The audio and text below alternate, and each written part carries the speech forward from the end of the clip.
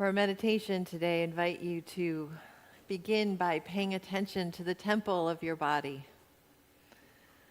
Wherever it is that you are seated, here in this space, at home, listening later in the week on a walking meditation, but to feel the wholeness of your body,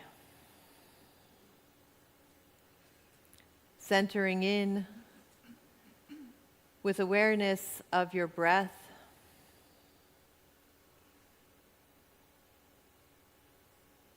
your breath that is from the breathing life of all, the creator of the cosmos. And feel us breathing together one holy breath.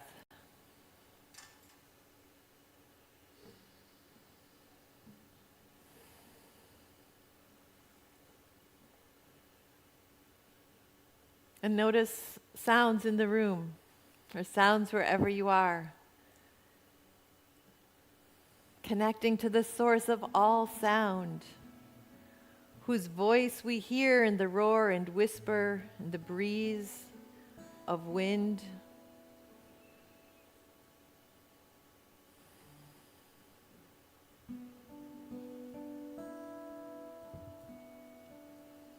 And if you feel comfortable doing so, let your eyes close. Or let your gaze soften. And yet, even with eyes closed, be aware of the light that moves within and around all beings.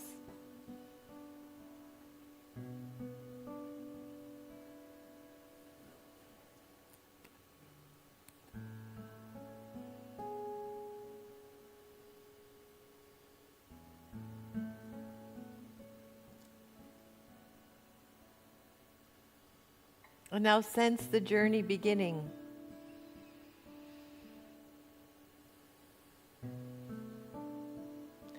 The journey that began for us in remembrance on Palm Sunday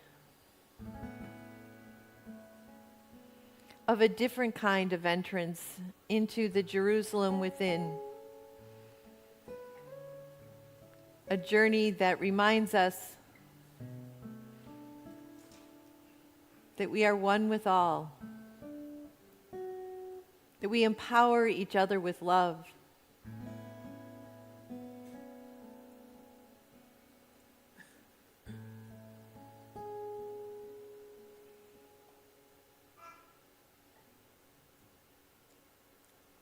that we journey through the darkness of all of those moments of loss, the death of those we have loved, the death of dreams, the darkness of the tomb of self-doubt, of judgment of ourselves and those we would other.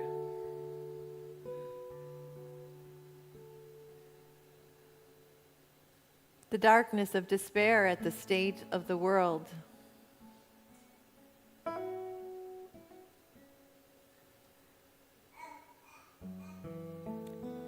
And we journey too to the empty tomb, to the messengers sent to remind us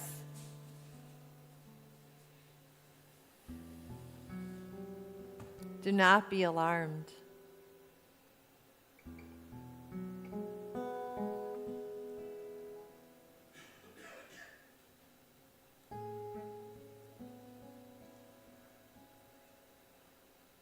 That in the incarnation of the divine that we recognize in Jesus, the way shower, we are called to recognize our own incarnation.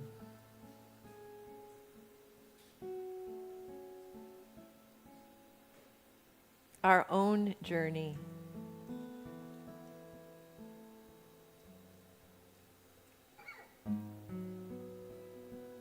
Where death is not the final answer.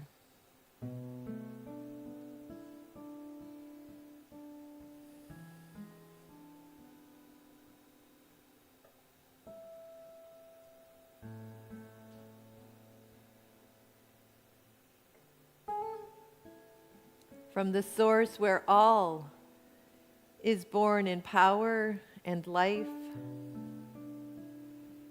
in the song of life that renews from age to age and moment to moment and voice to voice. We rejoice today.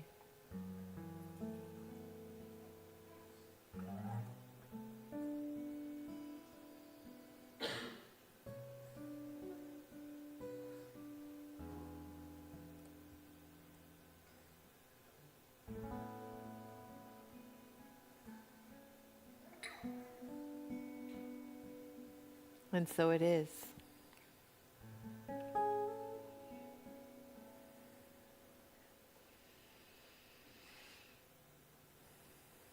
So I invite you to bring the temple of your body and the temple of your spirit, the temple of your heart more fully into this moment.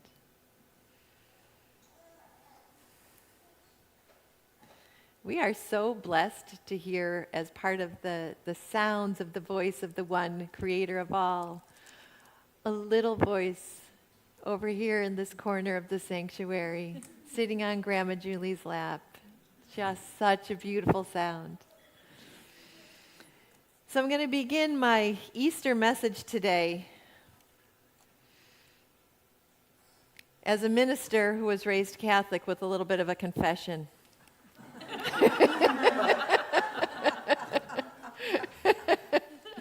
Seemed appropriate. It's an interesting thing for me, and actually my daughter-in-law, Lauren, asked me a question that brought this very much to my mind last night when she said, asked me about, my process, and do I have anxiety about these Sunday talks? And I do not. I feel a sense of humble affirmation on a Sunday when I just have done my own deep dive of my spiritual journey that week and trust that in whatever bumbling, sometimes beautiful way that Spirit works in me, we're going to get a message that's good for us to hear on the day. But I have to say, the confession part is that these high Christian holy days of Easter, and even in some ways Christmas, more than the kind of ordinary Sundays, invite me in a different way to confront a little bit, to notice, to welcome my own journeying with what I believe and what I don't believe, what I've experienced in spirit, what I try to live into, to put into action with my words and my messages, as I understand, as I am growing, what the message of Jesus the Way Shower says to me. So there's my confession. These Sundays feel a little weightier sometimes. But into that this year, I found a source that I know I will come to again and again. Spiritual writers from Mark Hicks on truthunity.net to Richard Rohr, who I have drawn on for years. He's a very unity Catholic priest. That underlying truth. To Diana Butler Bass, who I've discovered in the last year or so. They've led me to the work of Marcus Borg and John Dominic Crossan. Last year I bought the book. This year I actually read it.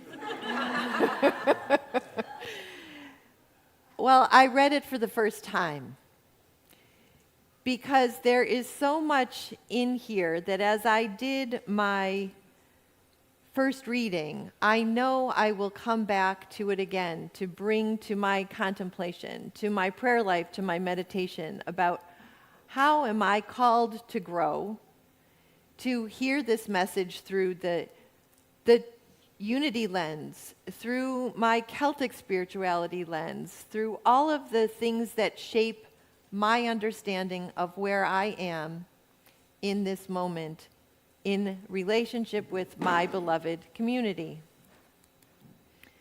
So let's begin on this Easter Sunday. I guess begin again, because maybe that's my third beginning. But with the gospel reading from Mark of this Easter Sunday. When the Sabbath was over, Mary Magdalene and Mary the mother of James and Salome bought spices so they might go and anoint him. And very early on the first day of the week, when the sun had risen, they went to the tomb. They had been saying to one another, "Who will roll away the stone for us from the entrance to the tomb?" When they looked up, they saw that the stone, which was very large, had already been rolled back. As they entered the tomb, they saw a young man dressed in a white robe sitting on the right side, and they were alarmed.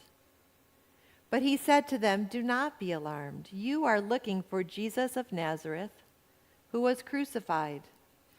He has been raised. He is not here. Look, there is the place they laid him. But go, tell his disciples and Peter that he is going ahead of you to Galilee. There you will see him, just as he told you." So they went out and fled from the tomb, for terror and amazement had seized them.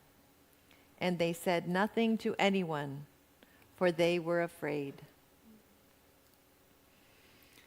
I'll set aside today that it is Mary Magdalene and the women who first hear the news of the risen Christ, and the men folk don't quite believe it, because that's a talk for another day.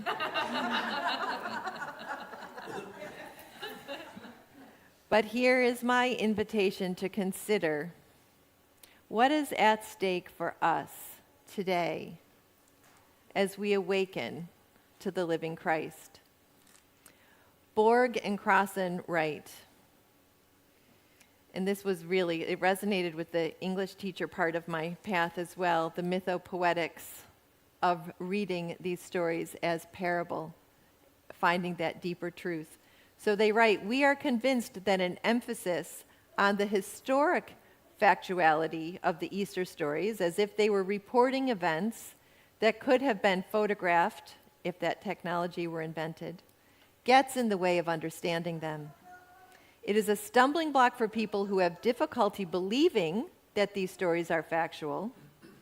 The differences in the gospel stories are difficult to reconcile, and their language often seems to be other than the language of historical reporting.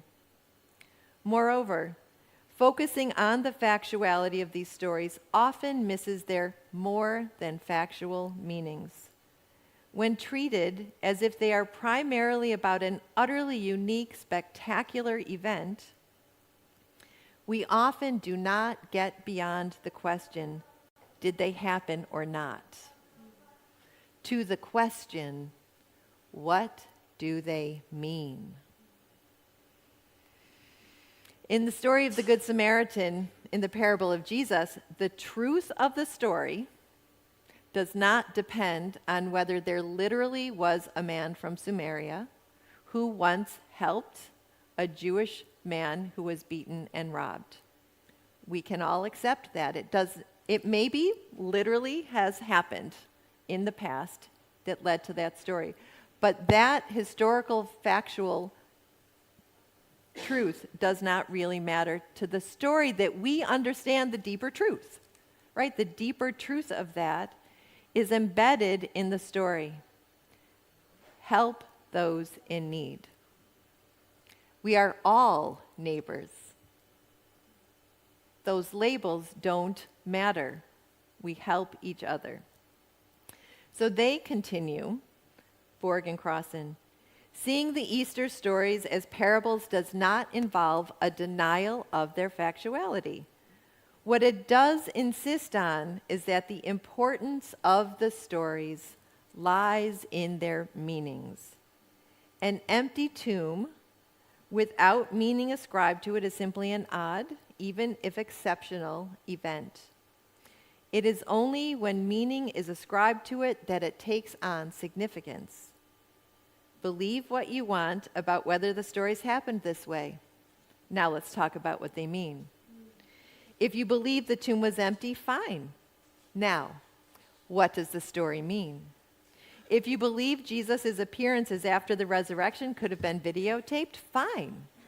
Now, what do these stories mean? And if you're not sure about that, or even if you are quite sure it didn't happen this way, fine. Now, what do these stories mean? I could show you the dog-eared page with all the lines underlined. What do the stories mean? It is so easy for us in 2024 to get bogged down in the bigger culture about factuality. It literally happened. There was substitutionary atonement involved. What do these stories mean? Do not be alarmed. You are looking for Jesus of Nazareth who was crucified. He has been raised. He is not here. The story of an empty tomb means little without remembering the events that led to the crucifixion of Jesus of Nazareth. This Jesus taught in his ministry, in his words and actions, how to resist both the domination of empire and the collusion of the religious powers of the day. That subversive teacher, Jesus, ate with the powerless, prayed with the marginalized, the oppressed, and the forgotten ones of his day. He made the powers that be really nervous. They were afraid of a revolution. And so Jesus was killed. But the revolution was not one of might. It was a revolution of love.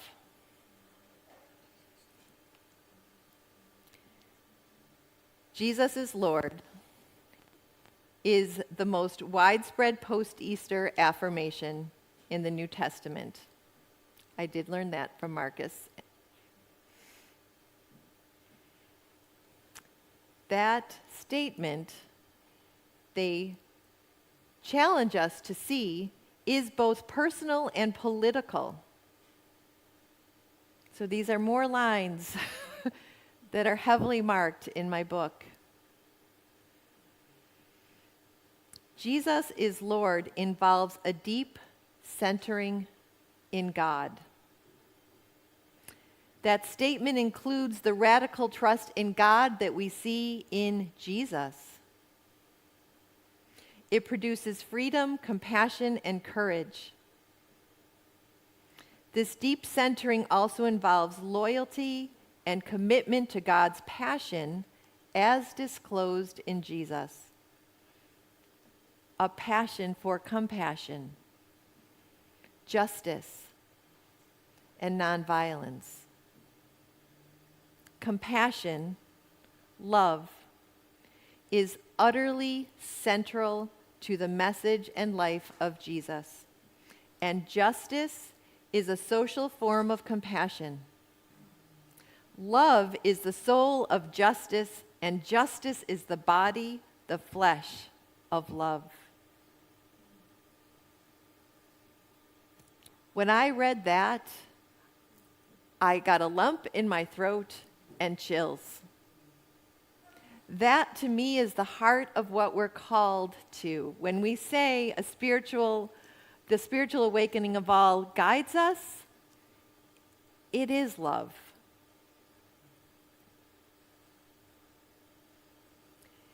Love is the soul of justice, and justice is the body, the flesh of love. In unity thought, we learn to see the world right more than to set the world right.